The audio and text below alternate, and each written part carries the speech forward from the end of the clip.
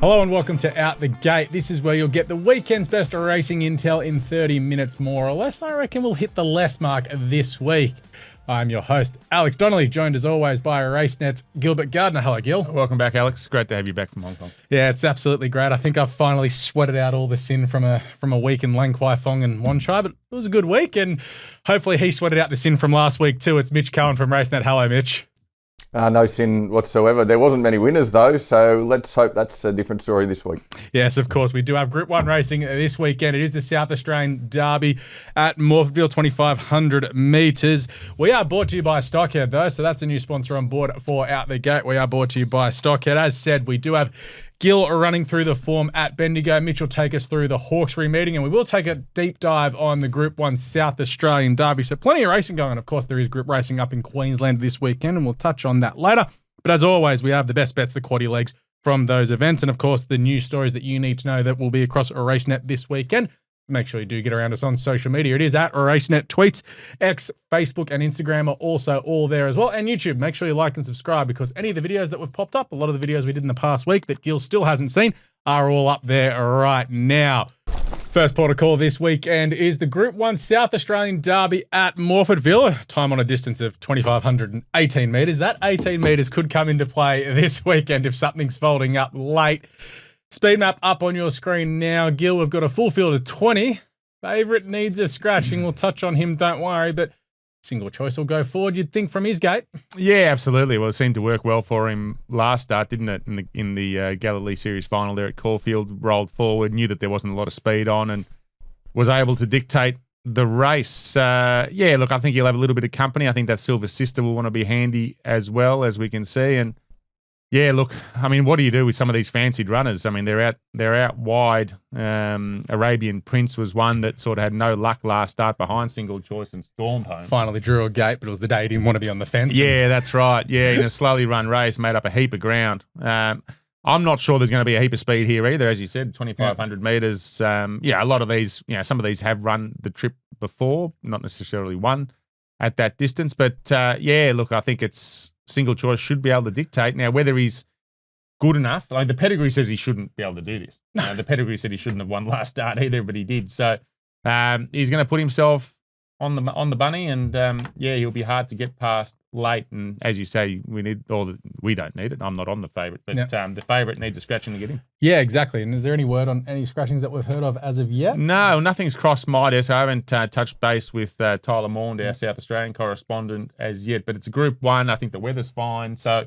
you'd think it'd be bad luck is the only thing that's going to keep something to come out, even if you've drawn wide. I mean, you've come this far. As if, like after summer and a couple of other these ones are going to scratch. You're 3 once, you're going to run. Yeah, that's right. So, it's a bit of a stuff. I saw he was actually, I should have seen if he accepted. I don't think he accepted. He was also nominated for a benchmark 74 at Bendigo on Saturday, accidental bid, but it'd be hard to beat. Yeah, look, I guess that'll be the story over the next 24, 48 hours. What do you do? I guess they'll probably head up to Queensland, maybe freshen him up and go up to Queensland. As you say, you're only 3-1, so you may as well make the most of it. I'm sure you've heard a lot of the Stallion Phoenix of Spain.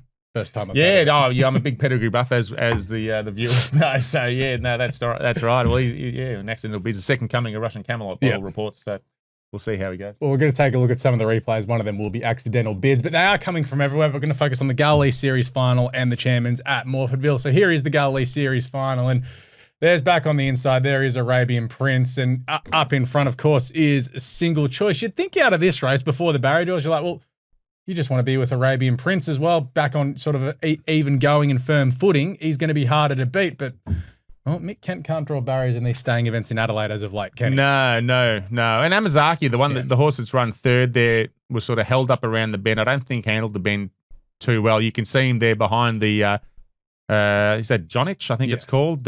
Jason Warren, runner of the red and white. So behind that, you see Mark Zara there in the blue sleeves on Amazaki, and he just sort of gets held up there. He can't really get out. He's got the Howley horse in front of him that's tiring, and he's got to bide his time and get through. And by the time he does, well, it's too late. As you said, Arabian Summer on the inside.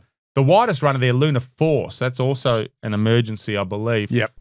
So he might be an unlucky runner too. But I thought he was a pretty good run there as well for Robbie Griffiths in Luna Force. Another one at Ole Kirk. He was the expensive Ole Kirk, wasn't he? Was it this one? No, I don't Not think so. the one they paid $1 million for? No, definitely This not. is the one owned by a few people at RV. That's right. One yes. on the bushfire day. Yes. No, that. Yes, it did. Yes, it did. Seymour. Yes, you're right. Yes, Aaron Morrison, the chief executive of Racing Victoria, is a proud owner of Luna Force. But so look, they're going to need a little bit of luck. But I thought that was a pretty good run as well. But look, Single Choice just dictated this race. Just put himself there and went away with it. We'll go to the Chairman's as well, which is our next replay here. And this is, a great ride from Zach Lloyd on Impulsive Reaction as well. You've got a couple of horses that are out there out wide winding up. Is this the form that you want to take into this weekend with a lot of horses on the 7-day backup? There's Engine of War only really getting going late out wide as well. Yeah, well, shout out to Brad Waters, my esteemed colleague. First day back on the tools last Saturday after a month off. Went out to the spelling paddock a little bit and just let himself freshened up for the bull. Yeah, that's right. He's or the bow, as Blogsy called it. Yeah, I did notice that. And he tipped this Impulsive Reaction to me. He said, I have something on this horse. And, of course, it went around at about 20s. And I didn't. And it came out and won. So no, that's not the form I want to be on because now he's been sacked. But no, that was an excellent run. And I think D Moore's coming down from Queensland to ride Impulsive Reaction. I don't mind this form. I'm sort of going. I won't preempt my tip in this race, but my tip in the South Australian Derby is coming out of this race. I think it's a decent enough form. I think over the journey, the Chairman's form has been first or second in a Derby. That does work if it's planned.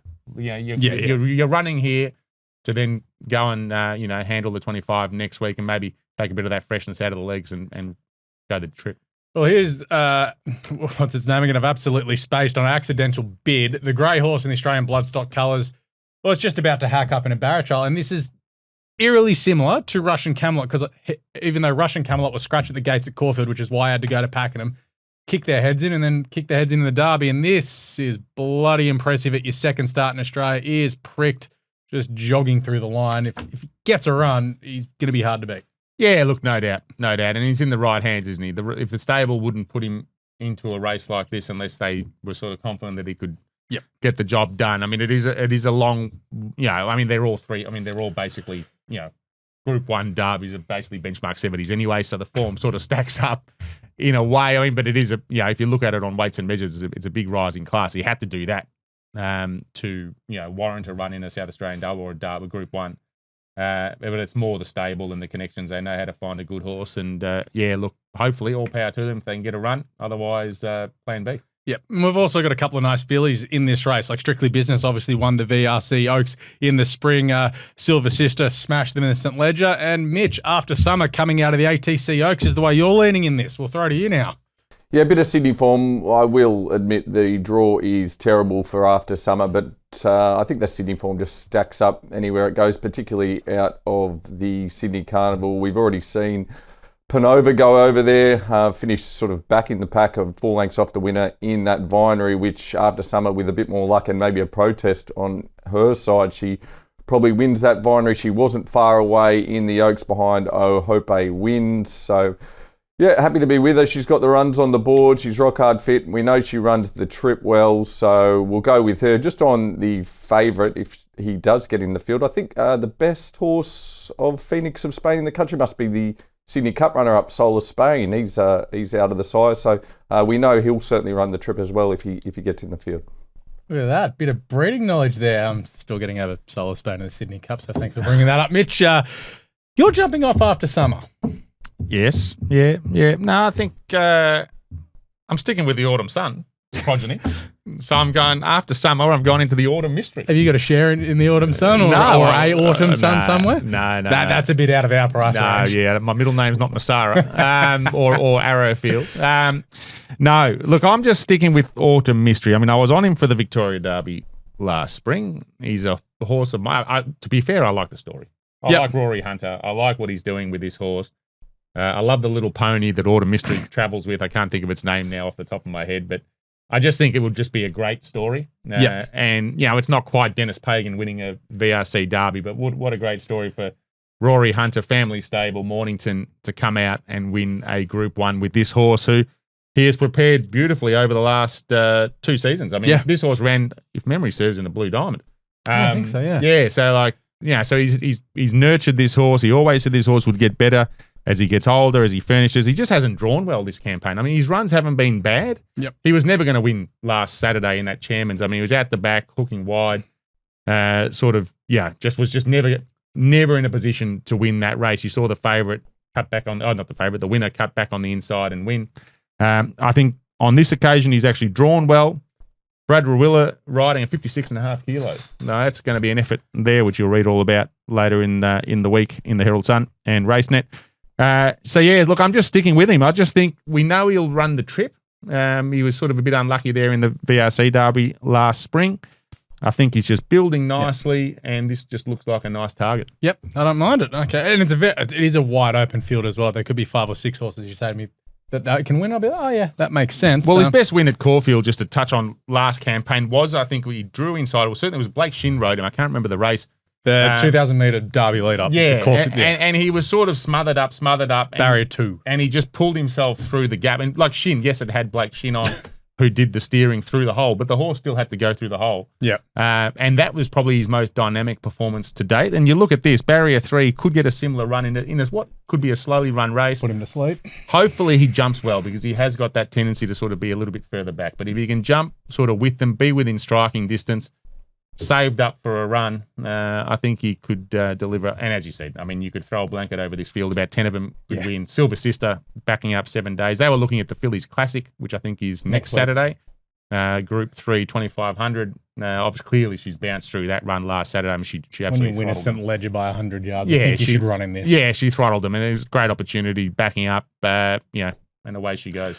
Yeah, don't mind it. All right, we'll get to the best bets in Sydney and Melbourne this week, but we are going a bit out wide because we're off to Bendigo in Victoria and Hawkesbury for New South Wales. And your best bet, I'm just going to say you're a sucker for punishment, Gil.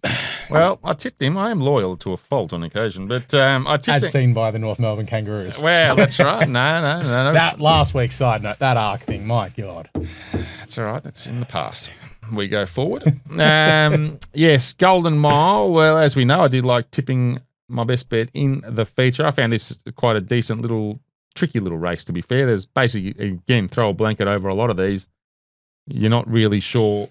You could have 6 or 7 goes at this and still miss. But I'm going with Exudo. I thought his campaign the past 3 starts, 2 starts in Melbourne, then went up to Sydney and try and get into a Doncaster. This is not a Doncaster. No.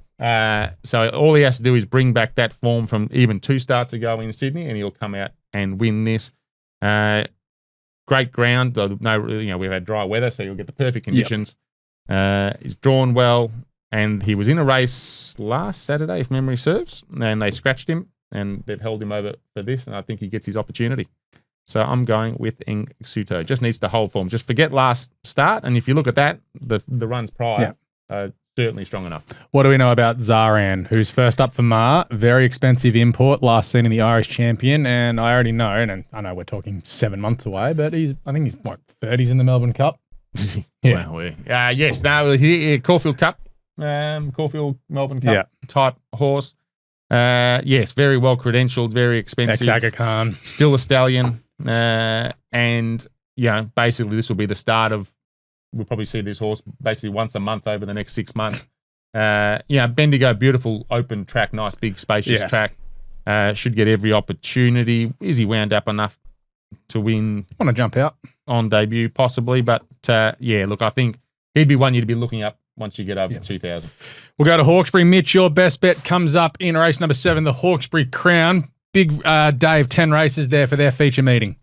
Yeah, big day of races, but also big acceptances for this race meeting. There's a lot of races with emergencies, big fields, which makes it pretty tricky. But I'm happy to be with O Diamond Lil in race 7. She returned around the same time last year at Scone and was a really good winner first up. She ended up putting 3 together, that preparation, 3 wins in about 5 starts, and really went through her grades. Then she had to freshen up, came back in the Tibby in the spring and did the same thing. She came back, I'd argue, a better field than what she faces on Saturday first up, and won that Tibby nicely. So she's back again at the races. She must have had a little setback or something's happened in the lead up to the autumn, because she had 2 nice trials in the lead up to the autumn. Not too sure what's happened there, but they've ended up freshening her up and then coming back. She's had another trialled really nicely now on Saturday. Naturilla on, I love him on a leader. He should go to the front, control this race, and I think Diamond Lil wins on Saturday. I like it. There's a lot of confidence around there as well. Gil, your next best comes up in the Bendigo Guineas. A nice race for 3-year-olds here. Usually a nice horse pops up out of this. Yes, and I think Gold Coast Belle is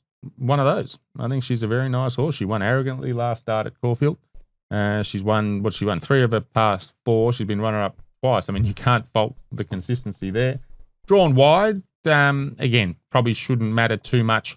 The 1400 there at Bendigo, beautiful, big, spacious track, 1 turn and away she'll go. But I just think she's a filly going places. I think she's, they're all 3-year-olds. They've all got upside. I think she's got the most upside. Like if you ask me which one of these 3-year-olds will be popping up in the spring as a 4-year-old in a stakes race, I think she's the clear top pick. The others have got a few convictions to their name. Chateau Easy, I see the market sort of drifted off. That was favourite a couple of starts ago. Hasn't really been setting the world on fire. Burma Star's done nothing forever. Burma Star, they're all around the mark. Bakash is around the mark, but I just think she's got the most upside. Cherish Me showed a good ability early doors and has sort of gone off the boil. She's threatening to get back to sort of a little bit of her best potential, but again, $31. Yeah. Gold Coast Belle, as I said, I think straight off the top, I think she's the filly with the most progressive sort of profile and talent. And what she comes out and wins this, then I guess Danny O'Brien and the team have decisions to make. Do you send her up to Queensland and put the Gold Coast Belle up there, or do you freshen up and go into the spring? You can run in the Guineas. You've got the Guineas up there, which is a Group 2 over a mile, I'm pretty sure. Well, she has had, so this will be her 5th run for the preparation. Yeah. So do you want to head up there, then, it's that balancing act. If she'd only had, say, 3 runs, you could go to Queensland, freshen up, come back to the spring. Then you can also get the sun on her back. If she goes up there, doesn't run well, you just leave her up there anyway. Instead of wintering here. Yeah. So I get the feeling we'll see this filly in the spring. Yep. And if that's the case, I think she'll come out and win. Jet Smash, the camp has got a good opinion of him. He just keeps winning. Hard to do much more than that. So he could be one to run a cheeky race, and Trapdoor's been running consistently. Okay, and Mitch, we'll go to your next best on the day up at Hawkesbury, and it's a Group 3 winner 2 starts back. Yeah, that's right, and keen to be forgiving of Catch the Glory here. If you put a line through the last run where she just didn't beat her runner home, she raced a bit keenly, the tempo didn't suit. Everything before that, she's just been a model of consistency. A firm before that in the preparations leading into it, and during the spring she was 2nd, 3rd, a win, 2nd, a win in the Group 3 Warra, and then she returned with a win in that Group 3 birthday card. So everything before that was consistent. She just put a complete forgive run last start, and in race here she is drawn barrier 10, but she's going to go back anyway, and there's speed in this race. There's speed everywhere. It's going to be the charge of the Light Brigade in this race, so she's just going to settle back and do what she does best, unleash a terrific finishing burst. So Catch the Glory can bounce back. I think she's a great bet around that 750 on Saturday. Go to the value plays this weekend. Gil, your comes up in the 6th, and if you go back through this horse's form last prep, geez, it reads well for just what is a benchmark race. Yeah, that's exactly right. Second up, proven, one, basically 5 starts, second up, 2 wins, 3 seconds. Was in a race, again, loyalty. My loyalties could come back to burn me on the Saturday. But I think I was, for the same sort of reasons, in a similar race a week or so ago, Hill Rip, and then they scratched. Drawn wide again, not ideal. But yeah, look, as you say, it's not exactly a vintage sort of race, this, is it? I did chuckle Car Ying Cheer. I had a good chat to Ben Hayes the other day, and obviously Car Ying Rising.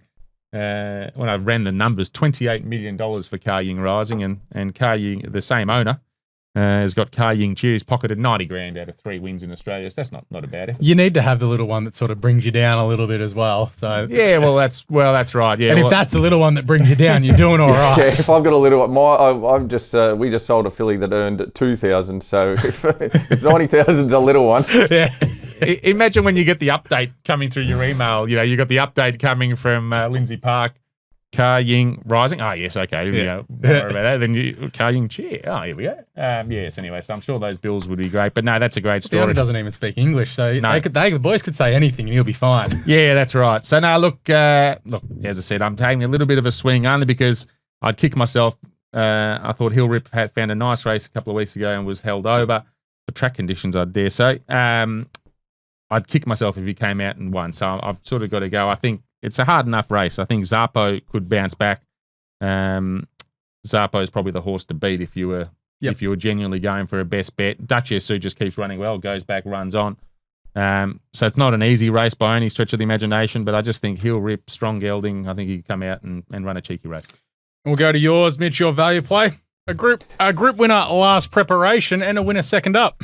Yeah, that's right. In the Hawkesbury Guineas here, race 6, I've gone with a Streamo. I just thought maybe first up he needed the run. It was his first run for 6 months. He hadn't been seen since the Tap Craig during the spring, and he'd actually trialled up pretty well leading into that, but maybe just needed that run first up. But it wasn't a bad run at all, over 1,200 metres there. He just got a bit cluttered up in the straight, but he was working through the line nicely now, stepping up to 1,400 metres suits. He did win that Group 3 level over 1,400 metres in that Guineas prelude during the spring before the Tap Craig. So 1,400 metres suits, and he's got a good draw there on Saturday. So I think he's ready for a good second up performance off that first up run. So yeah, happy to be with him in what's a pretty tricky race. It's always a good race, this Hawkesbury Guineas.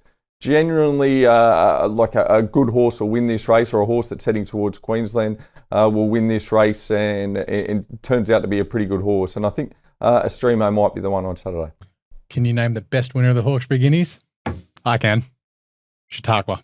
Yeah, on the Hawkesbury Guineas, then went to Scone as well. I think he missed the kick at Scone as well. But anyway, Quaddie this weekend, and we are right in your wheelhouse this weekend with these numbers. And this is I think you've just taken a bit of constructive criticism on board. I don't know if it's from me or if it's from our esteemed colleague, but you really honed in this week. Well, we had to sharpen it up, didn't we? I mean, yeah, we had to have a couple of weeks there. We were going about 4 and 5 in each league, and what do we have? I think a world record low of like 52% or something, which is disgusting for our punters. So we're going to swing. We're going to swing hard. We're going to swing hard. And I mean, at the end of the day, my last few Quaddie selections have all been missing. So it wouldn't have mattered what the percentage was. We're not getting them. So hopefully we can get this one. But in the first leg, I'm going with 3, 12, and 15. So it's Job Done, Street Artist, and yes, Yoshi. Shout out to Charlotte Littlefield. Hasn't she got an ability just to get a decent horse just every time? Isn't her team flying? She's bulletproof, big swinger.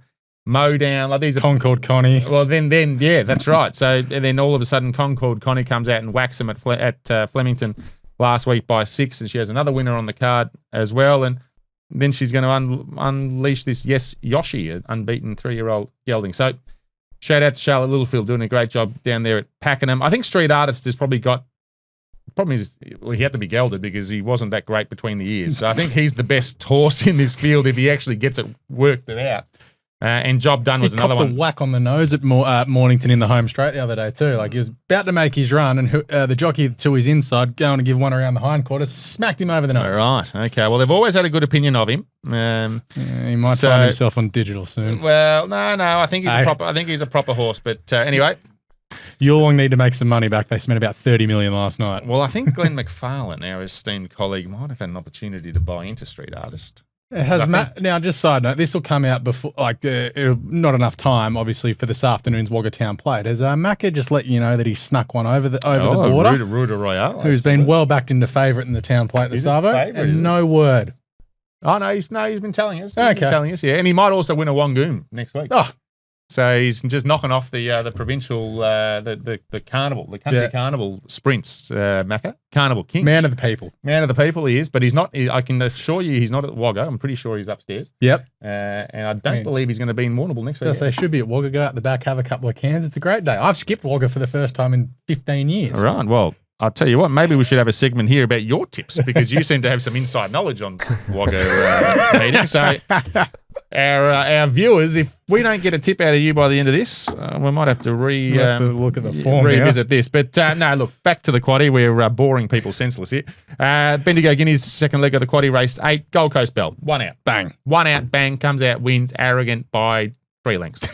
That's what we're going to go for there. So that's everything hinges around that, because I think outside of Gold Coast Bell, I think I've got the rest covered. In the Golden Mile, 2, 6, 8, and 11. Von Hawk. Al Duca racing super consistent on the speed. Barrier 14, you're going to have to cross again, but it is hard to get past. Tough gelding. Ingzuto, of course, my selection. And Wonderboy found winning form again last campaign, going well. Read with interest Brad Waters' story the other day. They're basically training him a bit less. Wonderboy, he's a big burly gelding. He's like a rugby player, Jerome Hunter was saying. So just because in the yard he looks a bit portly doesn't mean that he hasn't got a big engine. He's like those big rugby union players and rugby league players where they can be a bit stocky and muscly, but they can still run through brick walls. So Wonderboy is a good chance in that Golden Mile. And we come home in the last leg with 7, 10, 12 and 13. Stolly Bolly. Ballastier, handlebars down. Only knows one way. Barrier 13 will scorch across. Jordan Childs, one of the best front-running jockeys, of course. Good on him for winning a Group 1 last Saturday in the Sangster. Did you have something on it? You've been on it all the way. You're a loyal man. You've been on it all the way through, and you missed it at 40s, didn't you? Did. Sacked it. Your Two Vein and Wings and Propellers. What a great record this horse is building up for Jessica Leeson. So she'll be reading about her as well. Irish expat, Bendigo trainer now, and she's got this gelding going great. He's just placed to advantage. Last 3 starts, 3 wins, going great guns. So they're the 4 that we come home with. So you'll get 208% for your $100. There you are. That'll be a nice little cha-ching that we need in the bank account. Mitch, your Quaddie, also over 100%. Short early and a little bit wider later on. Yeah, just quickly though, you had to bring up the Sangster, didn't you? I was on Flying for Fun there, of course. Oh, yes. And you got to feel for Bryce Hayes. That's second time. Poor bugger. It was difficult viewing, unfortunately. But you know what? The Sangster's there next year as well for this mare, so fingers crossed she goes back there and gets the job done. But yep, the Quaddie, back to the Quaddie. Keeping it simple first leg, as we should do. If it's the best bet on the program for me, I'm going to stand out Diamond Lil in the first leg. So just the 4 in the first leg, and then hopefully we're still in the mix from there. Now, second leg, I've gone 2, 3, 5, 9, and 10. So that's Tavi Time, a more victorious Vivier, Taken, and Shohisha in the second leg. Third leg, which is the Gold Rush, just went a little bit wider here. I've gone Way to the Stars, Catch the Glory, and Zealously. So 3, 5, and 7 Catch the Glory, obviously the selection there. And a bit wider in the last, so hopefully we're still in the mix and we can jag a result in the last here. So pretty open race to finish the day. My best selection of this race is Charcoal, so he's in there. 2, 3, 7, 15, and 16. So the 300 Charcoals, the 7 Hyperbolic, the home tracker, and just down the bottom there, Surfing Bird and Our Queen as well, depending which way they go. I know Surfing Bird's in an earlier race as well. So I think $100 would get it a little over 100%, Alex? 133% for your $100. And I'll throw 2 tips in for Wagga on Friday. We won't worry about Thursday. So Wagga Cup, Star of India will win. Chris Waller wins it every bloody year at this rate. I think he's won about 8 of them at this stage. Had absolutely no luck in the Jar 8 plate last start. And then Old Man's got, I think, 6 in across the 2 days. The best of those will be race 5, number 10, Judith Revenge. 5 starts this time in for 2 wins and 3 seconds, and the 3 seconds have been about a combined length. So she's going well, and she's drawn very softly in the Queen of the South. But yeah, Star of India will win the Wagga Cup tomorrow. Leave me out of Travolta. He keeps finding excuses. Let's get to the news. Obviously, a bit going on that came out in the last few days. Of course, a bunch of Australians. I think we've got 6 entered for Royal Ascot. Obviously, Lady of Camelot runs first up this weekend in the Victory Stakes. She needs to run well to end up over there. Yulong have bought Sejenho Stud. Kia Ora and Vinery are also combining their stallions. So, Mitch, we'll throw to you because a lot of that is New South Wales based. Of course, I've enjoyed the chatter from the Poms this weekend that Kai Rising apparently needs to beat Europeans' best sprinter as Fora to be considered the best sprinter in the world. Yeah, bizarre, isn't it? I think it's 5 because Charmstone wasn't among the entries, of course. So there would be the 4 New South Wales sprinters if they all go. You're right. Lady of Camelot will have the 2 runs over here, the first of which is the Victory Stakes on Saturday and then potentially the Dooman 10,000. So that'll define if she's going over there, of course, over past Generosity and Jolie Star. being the other horses that'll go over there. Yeah, interesting chatter. It's I don't know if they were trolling us or if it's just a bit of sort of clickbait or they're actually serious that Kaying Rising needs to go over there, because I think if you look at world sport, yes, footballers go to the English Premier League to play the best players in the world, but the best sprinters in the world don't go to the UK to race the best sprinters in the world. They come to Australia where there's a $20 million race and they beat the best sprinters in the world. So I'm hoping some of our A-graders go over there this year, as Nature Strip did a few years ago, and kick their heads in, and then they could stop talking about it, and then Kaying Rising can come down here in the spring and beat all those sprinters that went over there again, because he will do that if he turns up like he did last Saturday. He's something right out of the box, and I think the big thing with Kaying Rising coming back to Australia during the spring is, they've had the practice run now, haven't they? They came over here, they know what the formula was. There was a bit of talk in the lead up, is he right? Well, if he wasn't right, or if he wasn't at his best, which they thought he probably wasn't at his best, and he still beat them, what happens when they've had a practice run and they know everything about him and he comes over there in his best form? I hope he does, because it'd be great to see if he comes out and wins by 6 lengths. But I think the big talk would be in the lead up to the Everest now is, who's going to take the slot? So are people going to take the plunge, or are they going to avoid him? Because there's plenty of money to be made elsewhere during the carnival, and there may just be we may just be struggling to fill the field. I don't think we'll struggle to fill the field, but a few A-graders might actually dodge him. I know there's plenty of money for second and third, but there's also plenty of money winning B-grade Group 1s down in Melbourne during the carnival, so you may as well do that too. This weekend we're going to Hawkesbury, of course. It's the start of our roadshow. Hawkesbury, then we're off to Gosford and Scone. So Dobbo's had a good chat with all the Hawkesbury trainers, which will be the main piece in the paper this week, but mainly a lot of horses looking towards potentially Queensland destinations. But yeah, excited to get out to Hawkesbury, the best roast on a racetrack around Sydney. See, that's the info that we need, like the food out there as well, because like one of the best steak sandwiches I've ever had, Gundagai Racecourse on Snake Gully Cup Day. Like, leave me out of all this fancy stuff, like, you know, Royal Randwick in that auditorium. Some of the food there, you know, it's not much greater. Be with the people, you know. The legendary Robert Thompson won a lot of those Snake Gully Cups, didn't he? No, he used to the Jungle Juice. Oh, the Cessnock. Jungle. Yeah, yes. Cessnock. Yeah. Similar time of year though, so I'll give you that one. Yes. What have we got going on at Racenet? Anything about? Have you given up trying to get Kaying Rising beat? Well, I had to wake myself up after the New South Wales sponsored segment that we just copped in about all these excellent races. Hopefully the viewers haven't clicked off, but. Yes, no, he's right. He's spot on. What is he, $1.40? He's spot on, $1.50 for an Everest. And you're looking at, it's going to be tough, isn't it? I remember Templeton's going to run second again, isn't she? I remember speaking to, I can't remember, it was Trumby actually, Luke Nolan, a little while ago. This was early days of Everest or something along those lines. And he made an interesting point. He said if Black Caviar was around, the Everest wouldn't exist. Because you couldn't fill them. Like you'd basically be going there to run second, third, fourth, and fifth. And you just wouldn't put a race on for a horse that could come out and just kick their heads in every single year. I think it'd be more worrisome if Kaying Rising was based here.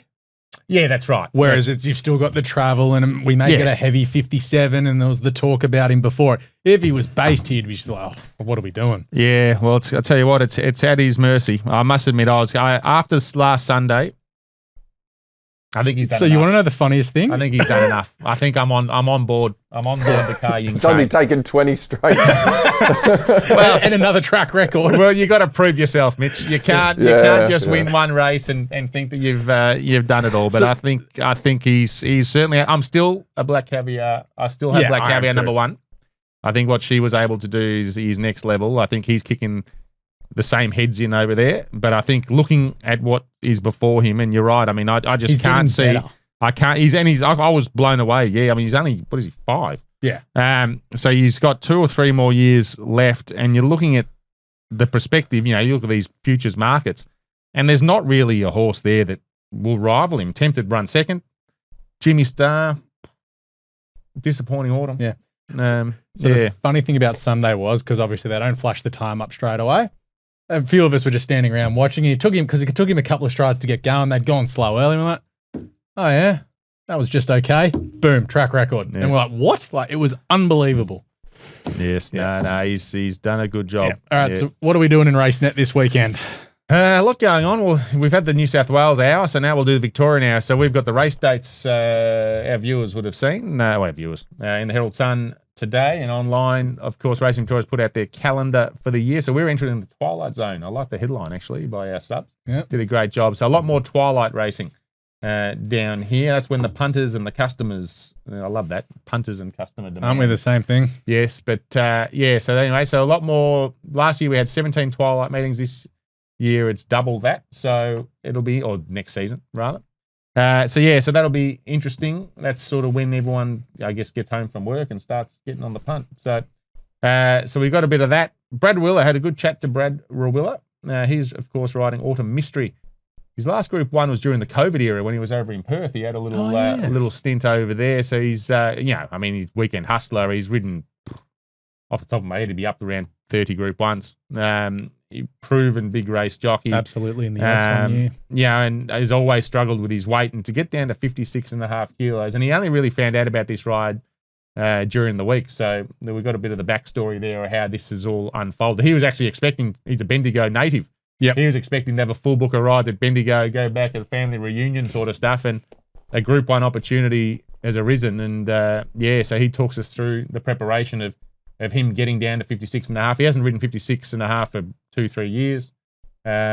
He wasn't planning to, because as I said, he only found out sort of, as early as sort of Sunday, Monday, that this was going to happen. So he's working really hard to get his weight down to that weight. He'll get there, no problem. He's a pro. He's done this all of his life. He's dealt with the weight.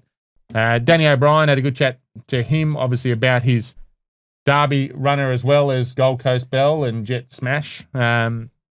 Danny's won a lot of Group 1s. He's owned some Group 1s. Well, this Cannae, which is in the South Australian Derby, is a 3-year-old gelding. He's been trying to sell it ever since he had it, and no one seems to want to buy it, and he just keeps winning races. Now it's in South Australian Derby on Saturday, and it's Danny and his wife. They're the only two owners of the horse. So Bloodstock agent might be on the phone now. Well, yeah, it's for sale. But so anyway, so that's an interesting little.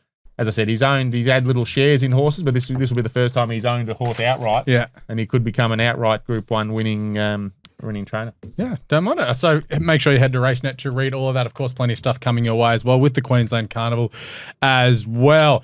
But let's take a look at the Group 1 selections for this weekend. Gil's with Autumn Mystery in the Derby. Mitch is with After Summer.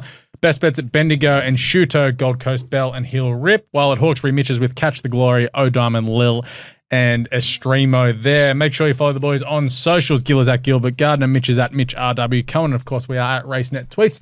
Make sure you like and subscribe on the YouTube, so any videos that we do, it does pop up on your feed as well. And of course, across all the other social media platforms, Instagram and Facebook, plenty of stuff going on there at the moment. Gil, thank you. Thanks, mate. And thanks to you, Mitch. Cheers, boys. And we will catch you next week. We still have Group 1 racing coming your way from Morphettville with the Goodwood, and of course more group racing coming your way from Queensland. So we'll take a bit of a focus on Queensland in the coming weeks and months. But good luck if you're having a bet this weekend, and we'll catch you next week on Out the Gate.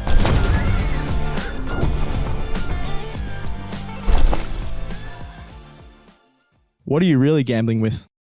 For free and confidential support, call the number on the screen or visit the website.